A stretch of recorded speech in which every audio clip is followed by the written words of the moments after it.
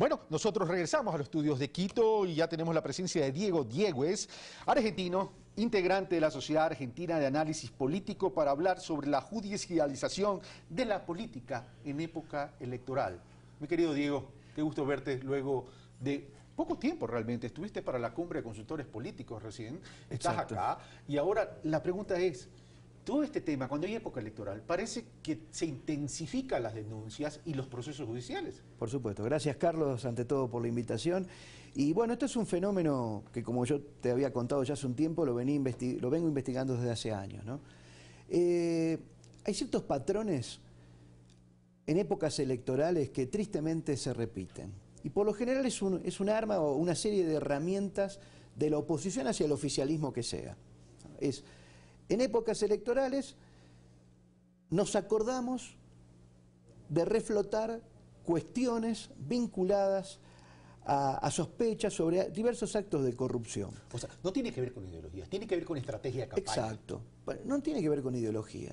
Porque como bien marcabas vos, vino perfecto esta nota antes, porque como bien marcabas vos, esto tiene que ser un tema que se hable durante todos los años, durante todos los días. Las investigaciones tienen que seguir adelante, no tienen que incentivarse o incrementarse en épocas electorales. Lo sintomático y lo que a mí me lleva a analizar de que ocurre y se judicializa, se criminalizan ciertas conductas a tiempos electorales, son varias herramientas. Por ejemplo, y están en lo general es la oposición a ese oficialismo local en Latinoamérica, focalizándonos en la región. Existe una intensificación. Existen de pronto fiscales y jueces que salen a hablar con terminología política, activando investigaciones que tenían dormidas en sus anaqueles o en sus cajones. Por lo general se estructura la idea de un cambio. El discurso es, venimos a cambiar esto. Tercero, la construcción de un enemigo, el nosotros y ellos. O sea, la oposición construye eso a partir de un imaginario colectivo que es el delito. ¿Quién está de acuerdo con un delito de corrupción? Nadie. Sabemos que el estigma del fuero penal es terrible.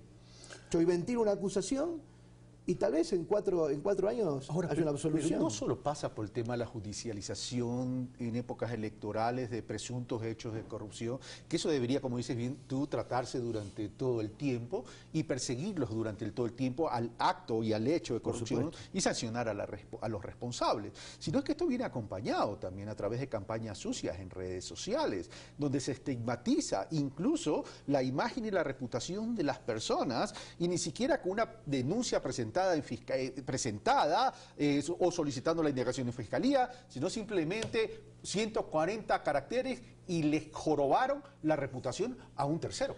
Por supuesto, es muy atinado lo que decís, porque ese es el elemento básico. El opositor de turno lanza la idea y después tuiteadores o retuiteadores profesionales abocados a la campaña realizan esta tarea. Cuando hablas profesionales significa pagados. Pagados, concretamente. Pagados como una campaña electoral. Mira el ejemplo de Temer con Dilma en Brasil. Dilma no está procesada por ninguna causa penal. Está denunciada, sí, pero en proceso, a punto de llegar a un juicio oral, no está. De hecho, por las acusaciones que tiene Dilma, seguramente va a ser absuelta y sobreseída, porque no tiene asidero. Pero Dilma ya no es más la presidenta. Explícame tú si eso no es un acto político y un acto judicial. Y hay otra estrategia.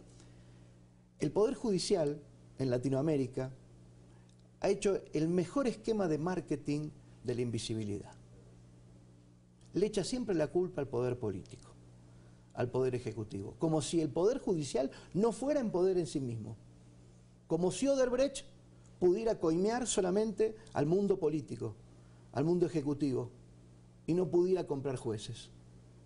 Entonces, esta cuestión que nos resulta tan clara, cuando tergiversada por la criminología mediática, esa criminología basada en lo que a ciertos medios le interesa, que es delito. Y tú citas un ejemplo de Odebrecht, pero vámonos a Colombia, en la época de Pablo Escobar, y se compraban y se apoderaron de gobiernos locales y seccionales, y se compraban jueces y operadores de justicia. Es decir, el poder del dinero, el poder de un capital mal utilizado, corrompe no solamente el poder político, sino a toda la sociedad. El tema es cómo enfrentarnos frente a eso, porque en las campañas electorales cada vez estamos viendo, además, que esta estrategia se intensifica más. Llegó entonces el momento de regular las redes sociales y que la justicia y la gente pierda el miedo a demandar contra las difamaciones que uno pueda recibir.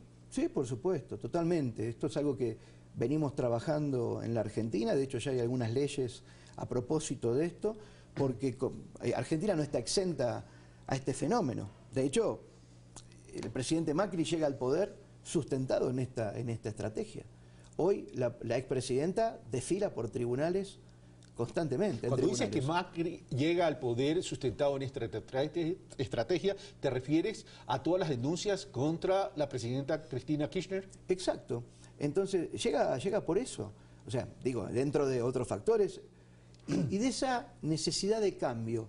Digo, analizo algunas conductas de la oposición acá y veo lo de Macri. El cambio. ¿Qué propuesta? Ninguna. El cambio por el cambio. Obviamente, en el imaginario impacta. Pero el problema es que hay hechos que hay que separarlos del discurso político electoral. Ah, sí, por supuesto. O sea, por ejemplo, cuando tú ves también que hay dinero de un ex personero del gobierno que lo deposita en un monasterio o en una iglesia, qué sé yo, y después hablan de dinero en las cuentas de la hija de Cristina, eso te hace también ya dudar. No, por supuesto, pero esas cuestiones... Y hay más, te agrego, hay más funcionarios del gobierno kirchnerista involucrados, de hecho condenados ahora. Pero el tema está en que muchas de esas causas hace 5 años que dormían en tribunales, antes de la asunción de Macri. O sea, las despiertas en época electoral. Claro, pero las despierta el mismo juez y el mismo fiscal. Entonces a mí se me hace la pregunta, ese juez que tenía esos mismos elementos 5 años antes, ¿qué obedecía al kirchnerismo? ¿Ahora obedece al gobierno ejecutivo? Yo no creo que sea. ¿De la política o la política en la justicia? La política en la justicia, tal cual. Yo hablo de partidización, es un concepto que tiene Zaffaroni, ¿no? Partidización de la justicia, partidización de los funcionarios judiciales. Es un tema muy complejo. Pero es un tema muy complejo porque los gobiernos, los ejecutivos, que son muy fuertes también, tarde o temprano, sin importar la ideología, tienen ciertas incidencias. El tema es cómo separar entonces los poderes del Estado para recuperar la pureza de la justicia. Por eso una de las propuestas, digo, para hablar de propuestas sobre esto, es que la elección de los jueces no dependa del mundo político. En Argentina, la aprobación para la elección de un juez penal tiene que tener el aval del mundo legislativo y del mundo ejecutivo. O sea, no es por votación, no es por una... Hay una especie, entre comillas, de evaluación de mérito, pero nosotros bien sabemos que hay jueces que responden a intereses políticos. Y verdaderamente no le creo que el mismo juez tenga la idoneidad para analizar un caso de corrupción, sea el de la hija, sea, en función de que tuvo dormida esa causa.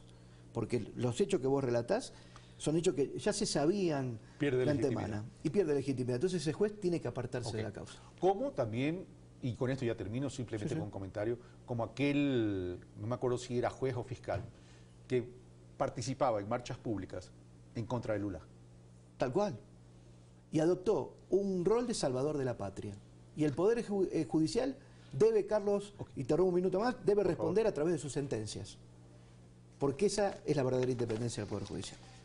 Y en justicia, la culpabilidad se sustenta en los hechos que se puede comprobar, no en las insinuaciones a través de redes sociales o en las reuniones de familias o de amigos o en la estrategia de campaña.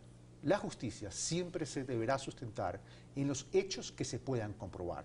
Una pausa y regresamos con Pedro Páez. Gracias, Diego.